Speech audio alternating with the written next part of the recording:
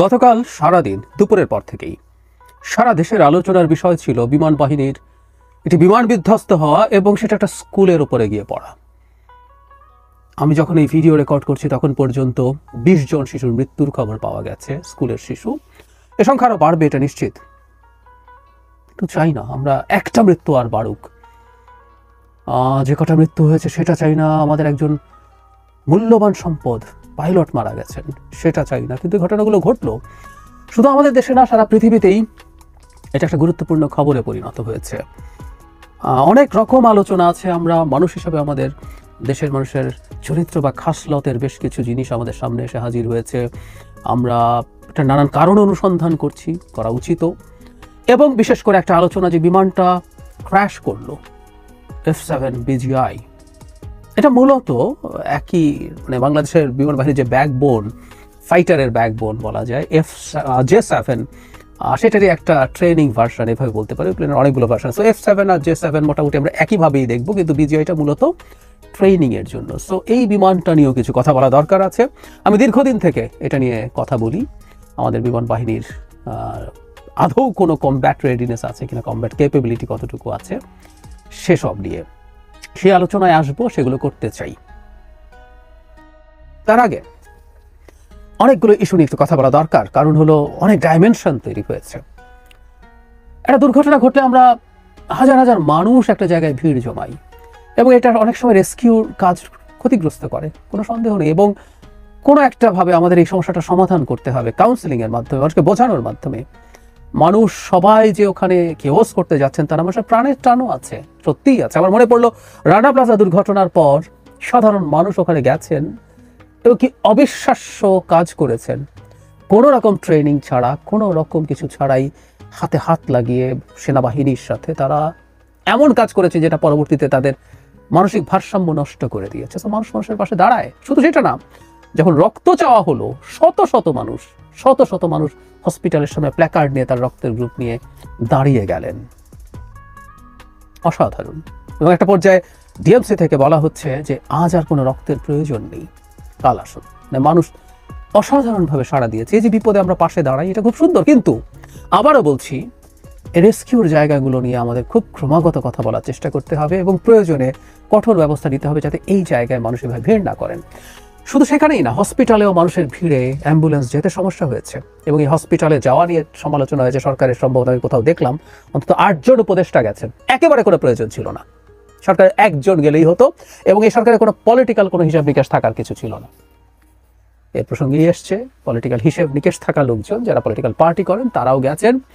সত্যিকার অর্থে এগুলোতে না যাওয়া ভালো ছিল এবং আহ্বান জানানো ভালো ছিল, উচিত ছিল তারা যাতে কেউ না যান। কিন্তু না, এটা হয়েছে। এটা আমার ব্যক্তিগত বিবেচনায় এগুলো ঠিক হয়নি। এটা নিশ্চয়ই আমাদের একটা আলোচনার বিষয়। একটা ফানি আলোচনা এসছে, গুরুত্বপূর্ণ লোকজনও তাকে নিয়ে লিখছেন। ডক্টর সামন্তলাল সেন, আওয়ামী লীগের সময়কার স্বাস্থ্যমন্ত্রী সর্বশেষ, তাকে ফিরিয়ে এনে তার নেতৃত্বে এই সব কাজ করানোর জন্য। আচ্ছা, সামন্তলাল সেন তো বেঁচে নাও থাকতে পারতেন, আমরা কি করতাম? বা তিনি তো আওয়ামী লীগের সরকারের সময় স্বাস্থ্যমন্ত্রী হলেন এই 24 সালে। উনি যখন স্বাস্থ্যমন্ত্রী হলেন, এই যে 7 মাস এই বার্ন ইনস্টিটিউট চললো কিভাবে? কোনো চিকিৎসা হয় নাই, কারণ উনি তো ওখানে নিশ্চয়ই গিয়ে ডাক্তারি করেননি স্বাস্থ্যমন্ত্রী থাকার সময়। এই ভদ্রলোক সম্পর্কে আমার মোটামুটি একটা পজিটিভ ধারণাই ছিল। উনি আমার সরাসরি টিচার, ঢাকা মেডিকেল কলেজে উনি আমার টিচার ছিলেন এবং উনি খুবই নিবেদিত প্রাণ একজন চিকিৎসক, এটাও ভুল না। উনি পোড়া রোগীদের জন্য, বার্নের রোগীদের জন্য খুবই ডেডিকেটেড ওয়েতে কাজ করেছেন। কিন্তু আমি এটুকু বলতে চাই, যথেষ্ট পরিমাণ এই মুহূর্তে বাংলাদেশে এই সেক্টরের স্পেশালিস্ট আছেন যারা কেউই যোগ্যতায় ডক্টর সামন্তলাল সেনের চাইতে কম নন। আবার মজার ব্যাপার, সামন্তলাল সেনকে যদি লাগে তাহলে উনি কি করলেন এত বছর, যে তিনি কি বিশেষজ্ঞ বানালেন যে এই কাজটা আমরা ম্যানেজ করতে পারছি না? এই প্রশ্নটা আমরা করতে পারি। যাই হোক, ওই সেই কেউ বলছেন উনি জেলে আছেন, অনেকে জানেনই না তিনি গ্রেফতার হননি, তিনি জেলে নেই। কি কারণে তিনি শেখ হাসিনার গার্বেজের পার্ট হতে গেলেন, এটা আমার কাছে সত্যি খানিকটা বিস্ময়ের। এবং এই অভিযোগও তার বিরুদ্ধে আছে।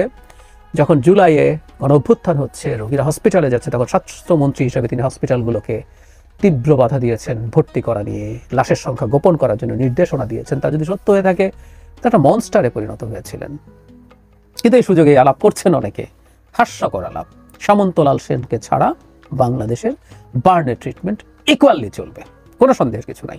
সমস্যা অন্য জায়গায়, সেটা হলো এত রোগীর যখন চাপ তৈরি হয়, আমাদের আইসিইউ সহ অন্যান্য সাপোর্ট আমরা অ্যাডিকুয়েটলি দিতে পারবো কিনা, সেটা একটা প্রশ্ন।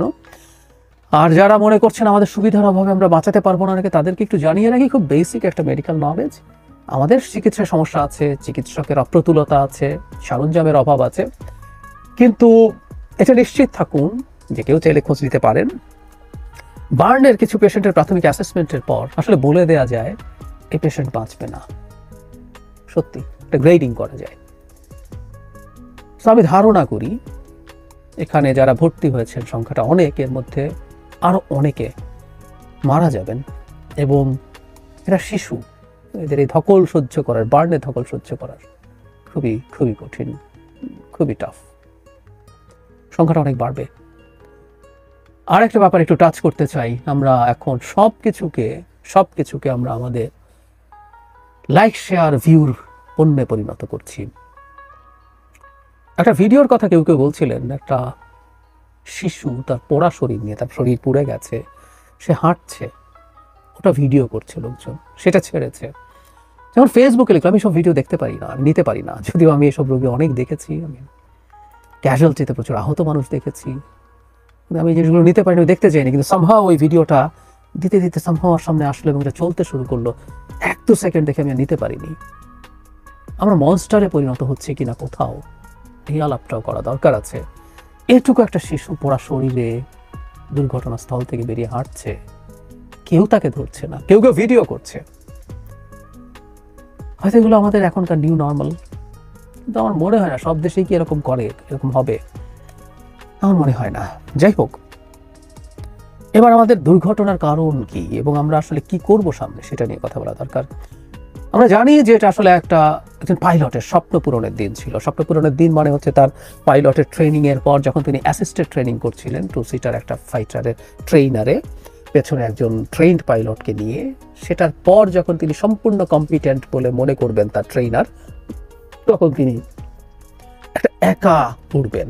সেই দিনটাই ছিল এটা, যেদিন তিনি একা উড়বেন এবং প্রমাণ হবে তিনি আসলে সত্যিকারেরই একজন ফাইটার পাইলট হয়ে উঠছেন। সেদিনটাতে এটা ক্র্যাশ করলো। এরপরও টু সাম এক্সটেন্ট এটা একটা ট্রেনিং ফ্লাইট, কারণ হলো ফাইটারটাও আসলে ট্রেনিং ফাইটার। F7 BGI এটা মূলত ট্রেনিং এর জন্য করা হয়। এরপর তিনি F7 যেগুলো কমব্যাট F7 মানে যেগুলো যুদ্ধের জন্য উপযোগী, যদিও এসব প্লেন যুদ্ধের জন্য কতটুকু উপযোগী, কি উপযোগী, এই প্রশ্ন দীর্ঘদিন থেকে আমি করছি। আমরা কোন সময়কার পৃথিবীতে কখন এসে বসে আছি, সেই আলাপগুলো যদি করব। তো সেই সময় এটা ক্র্যাশ করলো, তার মানে একটা ট্রেনিং ফ্লাইটই আসলে এটা।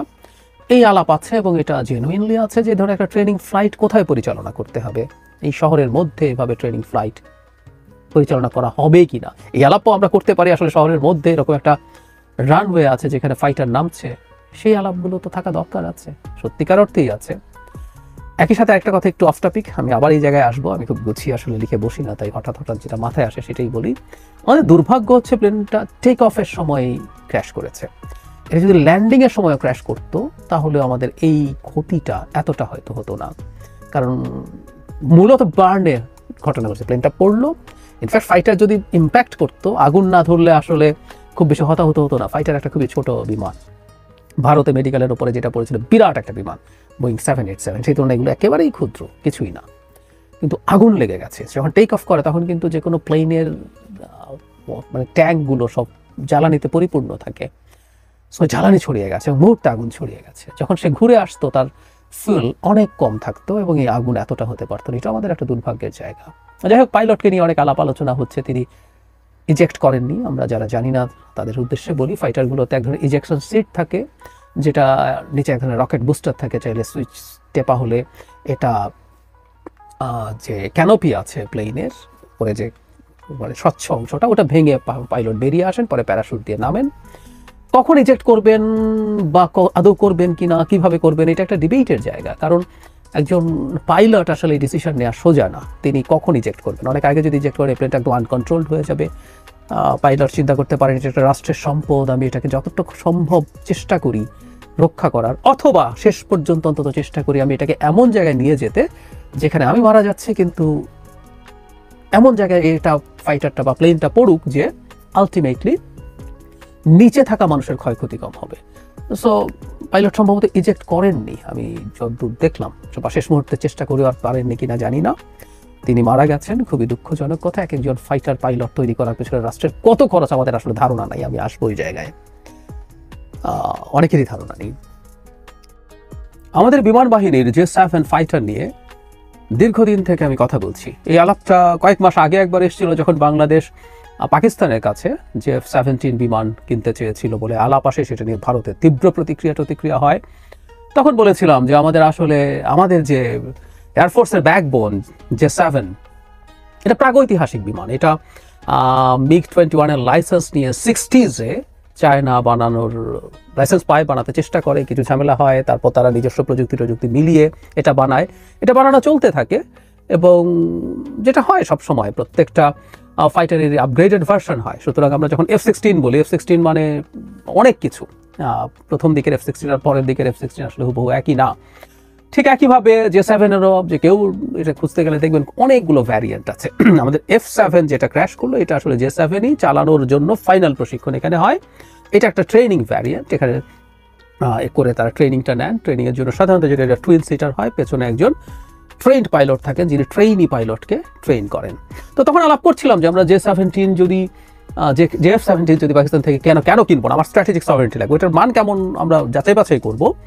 আমরা প্রয়োজনে চায়না J-10 J-20 কেনার মতো অবস্থা আমাদের এখনো হয় নাই 5th জেনারেশন, কিন্তু আমরা J-10 কেনার চেষ্টা করতে পারি 4th জেনারেশন। আমাদের করতে হবে আসলে। শুধু তাই না, আমরা অন্যান্য জায়গা থেকে আমাদের সোর্সিং করার চেষ্টা করতে পারি। হয়তো ইউরোপিয়ান যেগুলো টপ ফাইটার্স আছে, রাফাল অথবা ইউরোফাইটার টাইফুন, বা আমেরিকান, তা এখন F-35 বিক্রি করে আমাদের কাছে করবে কিনা, ওই যে বলেছি আমেরিকার ইকুইপমেন্ট কেনার জন্য তাদের সাথে জিসোমিয়া চুক্তি সাইন করতে হয়, অনেকগুলো ইস্যুজ আছে। অবশ্য ট্রাম্প এখন বেচতে চায় অনেক কিছুই। তো যে কথাটা বলছিলাম, আমেরিকান ইভেন F-16 যদি আমরা কেনার চিন্তা করি, সেটাও অনেক এক্সপেন্সিভ তুলনামূলকভাবে। ইউরোপেরই জাস্ট 39 সম্ভবত গ্রিপেন সুইডেনের একটা ফাইটার আছে, যেটা তুলনামূলকভাবে কম দাম এবং যথেষ্ট কেপেবল। সো আমরা আমাদের মতো করে খুঁজবো মাল্টিরোল ফাইটার, বিশেষ করে খোঁজা। এই পৃথিবীতে এখন আসলে আগে বিমানের এগুলো নিয়ে বিস্তারিত অনেক আগে একদিন আলোচনা করেছিলাম, সামান্য যদি বলে রাখি, সেটা হচ্ছে এক এক কাজের জন্য এক এক বিমান। যেমন J-7 যেটা আমাদের ব্যাকবোন, এটা মূলত ইন্টারসেপ্টার, আরেকটা ফাইটারকে সে আকাশে ঠেকানোর চেষ্টা করে। কিন্তু এখনকার ফাইটারগুলোকে মাল্টিরোল, যেমন ধরো চায়নার J-10 হচ্ছে মাল্টিরোল ফাইটার, ও সব রকম কাজ করতে পারে। F-16 এর কথা বললাম, মাল্টিরোল ফাইটার, সে অন্য বিমানের সাথে আকাশে ডগ ফাইট করতে পারে, ইন্টারসেপ্টর হিসেবে কাজ করতে পারে, সে রিকনেসেন্সের কাজ করতে পারে, সে গিয়ে উপর থেকে নানান রকম সার্ভেইলেন্স করতে পারে, সে গ্রাউন্ড টার্গেটে অ্যাটাক করতে পারে। সব রকম কাজ একটা ফাইটার দিয়ে করার চেষ্টা করে। তো সেই তুলনায় আমাদের কিছুই নাই। আমাদের কিছু MiG-29 কেনা হয়েছিল, বলা হয় যে প্রায়গুলোই ইনঅ্যাক্টিভ, এগুলো এক ধরনের শোকেস করার চাইতে বেশি কিছু না। ফাইটার পেলেই হয় না, তার প্রয়োজনীয় আর্মামেন্ট, মানে তার অস্ত্রশস্ত্র ঠিকঠাক মতো দেওয়া হয়নি বা আমাদের হাতে নেই, এই আলাপগুলো আছে। আমি খুব জেনুইন সোর্সে কথা বলে দেখেছি এবং শুনেছি যেগুলো সম্ভবত সঠিক। তো যাই হোক, যে কথাটা বলছিলাম, যে এই বিমানগুলো প্রাগৈতিহাসিক, আসলে একেবারেই প্রাগৈতিহাসিক বিমান, এবং এগুলো 2013 সালে সর্বশেষ যে ব্যাচটা দেওয়া হয় সেটা বাংলাদেশকে দেওয়া হয়েছে। আমি আবারও বলছি, এটা 65 মানে মিড 65 দিক থেকে শুরু হয়। 13তে চায়না এগুলোর প্রোডাকশনই বন্ধ করে দেয়। বরং এই অভিযোগও আছে বাংলাদেশ যে ফাইনাল সাপ্লাইটা পেয়েছে এটা সম্ভবত চায়নার ডিকমিশন ফাইটার, মানে তারা এগুলো ব্যবহার করা বন্ধ করার পর বাংলাদেশকে দিয়েছে।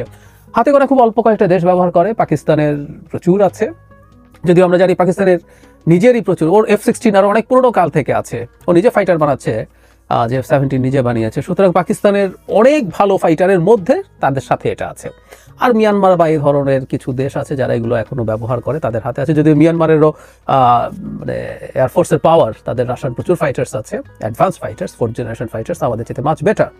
এবং আমরাই শুধুমাত্র এটাকে মূল জিনিস ধরে বসেছি, আর কেউ কিন্তু আমাদের আশপাশেও কেউ কিন্তু এগুলোকে মূল শক্তি হিসেবে ধরে বসে নেই। আর আমরা ফাইটারের আয়ু খুব বেশি দিন থাকে না, কারণ হলো কমার্শিয়াল জেট যেভাবে লম্বা সময় ধরে সাস্টেইন করে, কারণ ওর পরে চাপ খুব কম পড়ে তুলনামূলকভাবে। কিন্তু একটা ফাইটার তার ইঞ্জিনের সক্ষমতা, তার গতি, তার ম্যানেভার, সে উল্টাপাল্টা নানান রকম মুভমেন্ট করে, ফলে যেটা হয় প্রচণ্ড চাপ পড়ে সেখানকার ফাইটারের শরীরের ওপরে। ফলে এগুলো অনেক বেশি লম্বা সময় সাস্টেইন করে না, 10 থেকে 15 বছর। সেই সব যদি করে আমাদের এই ফ্লিট অনেক পুরনো হয়ে গেছে। সেই যাবতীয় ঝুঁকি আসলে তৈরি করেছে এগুলো দুর্ঘটনার শিকার হওয়ার। কিছুদিন আগে মিয়ানমারে হয়েছে, পাকিস্তানে হয়েছে, সেম ফাইটার।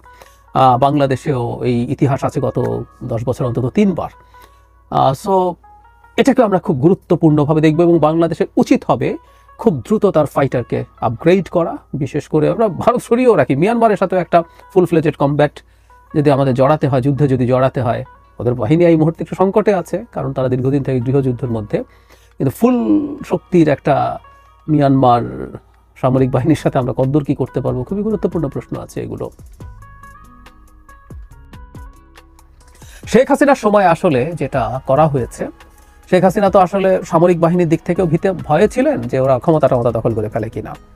তাই তিনি তাদেরকে নানা রকম সুযোগ সুবিধা, আমরা কথ্য ভাষায় বলি না, শান শওকতের ব্যবস্থা করেছেন, প্লটের ব্যবস্থা করেছেন। তিনি গাড়ির অত্যন্ত জুনিয়র অফিসাররা গাড়ি পেয়েছেন, ফ্যাসিলিটিস পেয়েছেন, বিভিন্ন প্রজেক্ট হয়েছে, সেগুলো সেনাবাহিনী বা অন্যান্য বাহিনীর দায়িত্বে হয়েছে, সেগুলোতে তাদের পদায়ন হয়েছে, বিভিন্ন বেসামরিক পদে তাদের পদায়ন হয়েছে, নানা রকম সুবিধা, ব্যাংক, এটা সেটা যা লাগে সবকিছু তাদেরকে দেওয়ার চেষ্টা করা হয়েছে। কিন্তু একটা রাষ্ট্রের নিরাপত্তার যে মূল জায়গা, মিলিটারি হার্ডওয়্যার, সেটা যে কোনো বাহিনী হোক না কেন, সেগুলোর আদৌ ঠিকঠাক মতো করা হয় নাই। এই জিনিসটাই আসলে তীব্র একটা সংকট তৈরি করেছে। এবং এটাও শোনা যায়, এবং আমি এটা বিশ্বাসও করি, ভারত আসলে বাংলাদেশকে তার শক্তি, মানে সত্যিকার অর্থে সামরিক শক্তি বৃদ্ধিতে তীব্রভাবে বাধা দিয়েছে, দেয়ারই কথা। এবং আমি বিশ্বাস করি সময় আমাদের আসলে কোনো স্ট্র্যাটেজিক সভারেন্টি ছিল না। বাংলাদেশ ট্রুলি একটা ইন্ডিয়ার কলোনিতে পরিণত হয়েছিল। সো ইন্ডিয়া না চাইলে আমরা কিছু করবো না। একবার কোনো একটা নিউজে পড়েছিলাম, বাইরের কোনো একটা জায়গায় খবর এসেছিল যে বাংলাদেশ আমেরিকার অ্যাপাচে হেলিকপ্টার গানশিপ কিনতে চায়। কেনা হয় নাই, এই তো দেখা যাবে ভারত এগুলো কিনতে দেবে না। সো এই পরিস্থিতি হয়েছে ওভার 15 ইয়ার্স। এখন এই মুহূর্ত থেকে ভবিষ্যতেও বাংলাদেশকে এই একটা জায়গায় নিজের সার্বভৌমত্ব নিশ্চিত করতে হবে। আমরা আমাদের ইচ্ছে মতো সমরাস্ত্র প্রকিওর করব। আমরা যদি আলোচনা করি, দেখবো আমাদের সেনাবাহিনীতেও আসলে, মানে ভারতকে সরিয়ে রাখি, ইভেন মিয়ানমারের সাথে একটা মিয়ানমার সেনাবাহিনী এখন তার বিদ্রোহীদের সাথে যুদ্ধ করতে করতে খানিকটা ক্লান্ত হয়ে গেছে, তাদের ইকুইপমেন্টের প্রবলেম আছে, কিন্তু একটা ফুল ফ্লেজেড মিয়ানমার সেনাবাহিনীর সাথে আমাদেরও যুদ্ধ করে টিকে থাকার ক্যাপাবিলিটি কতটুকু আছে আমি সন্দিহান। আর ভারতকে আমরা কোনোদিনও আসলে আমাদের ঝুঁকির বাইরে রাখতে পারি না। এই পৃথিবী এখন অনেক টাফ দিকে চলে যাচ্ছে। আমি একদিন কথা বলবো, মানে ল্যান্ড গ্র্যাবিং এর ঘটনা ইউক্রেনের পর আমি বিশ্বাস করি ঘটতে থাকবে। আমাদের কোনো রকম কোনো প্রস্তুতি নাই, কম প্রস্তুতি না, আমাদের কোনো প্রস্তুতিই নেই। প্রস্তুতি আছে বলে আমি মনে করি না, বিশ্বাস করি না। সো এটা একটা ওয়েক আপ কল। এই ভাঙাচোরা বিমানগুলো না থাকলে আমাদের দুর্ঘটনা নাও ঘটতে পারত। একটা ফাইটার পাইলটের জীবন, আমি বাংলাদেশের এই F7 গুলোর খবর বলতে পারবো না, কিন্তু মোটামুটি একটা ইউরোপিয়ান বা আমেরিকান স্ট্যান্ডার্ডের একটা 4th জেনারেশন ফাইটার, যেগুলো চেতে ফ্রান্স ধরুন F-16 এর মতো প্লেন, বা ইউরোফাইটার টাইফুন আছে, বা আমরা রাফালকে চিনি, অনেকে রাফালকে অবশ্য তারা 4.5 জেনারেশন বলে, হোয়াট এভার। এগুলো এক একটা ফাইটার প্রতি ঘন্টা ওড়ার জন্য 30 লাখ 35 লাখ বাংলাদেশি টাকার মতো খরচ হয় প্রতিটা ফ্লাইং আওয়ার। সো আমাদের এই J7 ওড়ার জন্য আর কতই বা কম হবে, আমরা মোটামুটি একটা হিসেব যদি করি,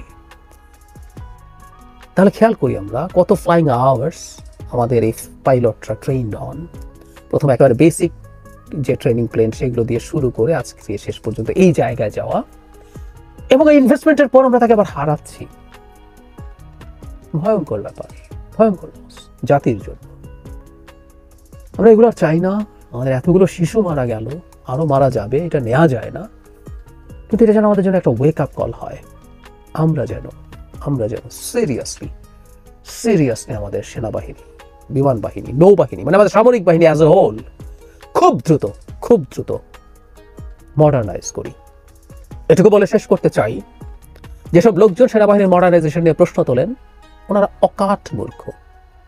পৃথিবী এখন কোথায় আছে, ইন্টারন্যাশনাল পলিটিক্স কিভাবে চলে, এই অঞ্চলের জিও পলিটিক্স কি, তারা কিচ্ছু জানেন না। মুখস্থ দুটো কথা বলার চেষ্টা করেন। এবং কারো যদি মনে হয় কখনো এই ব্যাপারে বাংলাদেশের সেনাবাহিনীর, মানে সামরিক বাহিনীর আধুনিকায়ন এবং আপগ্রেডেশন দরকার নেই, তাদের যে কারোর সাথে সব নিয়ে ডিবেট করতে আমরা প্রস্তুত আছি। সরকারকে এই পথে যেতে হবে। এবং সামরিক বাহিনীর প্রতি আমার যেটা আহ্বান, শেখ হাসিনা যা করেছেন, ব্যয় করেছেন, যেভাবে ব্যয় করেছেন, এভাবে ব্যয় আসলে আমরা অ্যাফোর্ড করতে পারি না। আমরা গরিব দেশ, আমাদের গরিব দেশের সামরিক বাহিনীও গরিব হবে। গরিব ইন আ সেন্স আমাদের হার্ডওয়্যারের দিক থেকে না, ফ্যাসিলিটিসের দিক থেকে খানিকটা কমই হবে, কিন্তু আমরা হার্ডওয়্যারটাকে সেই জায়গায় নিয়ে যেতে চাই। আমি বিশ্বাস করি আমাদের দেশপ্রেমিক সামরিক বাহিনী এই পরিবর্তনটা অ্যাকসেপ্ট করবেন। তারা শেখ হাসিনার সময় যে ফ্যাসিলিটি চেয়েছেন সেটা না হলে তাদের চলবে না, তারা নিশ্চয়ই সেভাবে ভাববেন না।